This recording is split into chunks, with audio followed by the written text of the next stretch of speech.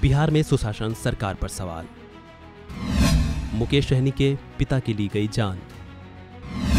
गांव के घर में मिला शव, मचा हड़कंप। मामले को लेकर क्या बोली पुलिस और बीजेपी। बिहार में सुशासन सरकार का राज है, लेकिन क्राइम को लेकर सवाल लगातार है। भले ही नीतीश सरकार कितने भी दावे कर रही हो कि उसने राज्य में अपराध पर लगाम लगाई है, लेकिन इसकी सच्चाई गाहे बगाहे सामने आती रहती है। बिहार में फिर दिल दहलाने वाली घटना घटी है। विकासशील इंसान पार्टी यानी वीआईपी के सुप्रीमो मुकेश सहनी के पिता जीतन सहनी की जान ले ली गई है। मंगलवार सुबह 70 साल के सहनी का छत शव उनके घर से मिला है। घटना दरभंगा के घनश्यामपुर थाना के जीरत गांव की है।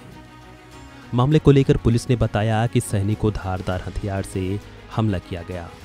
उनके घर का सामान भी बिखरा पड़ा मिला।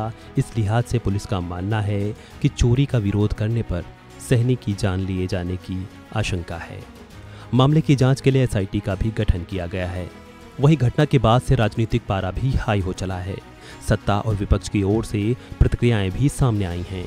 मामले को लेकर बीजेपी नेताओं ने क्या कुछ कहा है, सुनिए। देखिए, ये राजनीति का विषय नहीं है।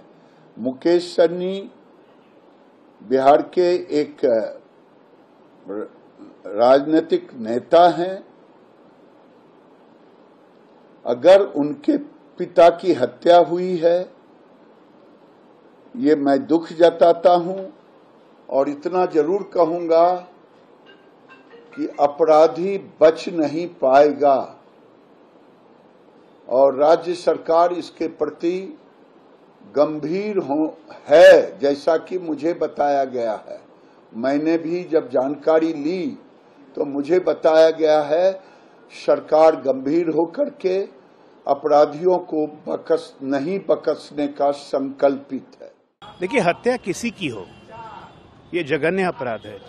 चाहे एक आम आदमी की हत्या हो, चाहे वो मासूमों की हत्या हो, चाहे वीआईपी के मुकेश सहनी जी के पिताजी की हत्या हो, ये जघन्य अपराध है और इस अपराध को बिहार कभी बर्दाश्त नहीं करेगा। बिहार की पुलिस बर्दाश्त नहीं करेगी।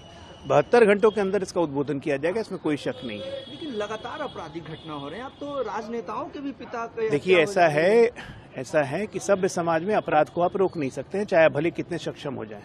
उदाहरण तो अमेरिका है, ट्रंप है, उन पे हमला हो गया। अमेरिका से सर्वशक्तिमान तो कोई है नहीं, लेकिन उद्बोधन हुआ, हमलावर को मार गिराया गया। इसको कहते हैं अंकुश।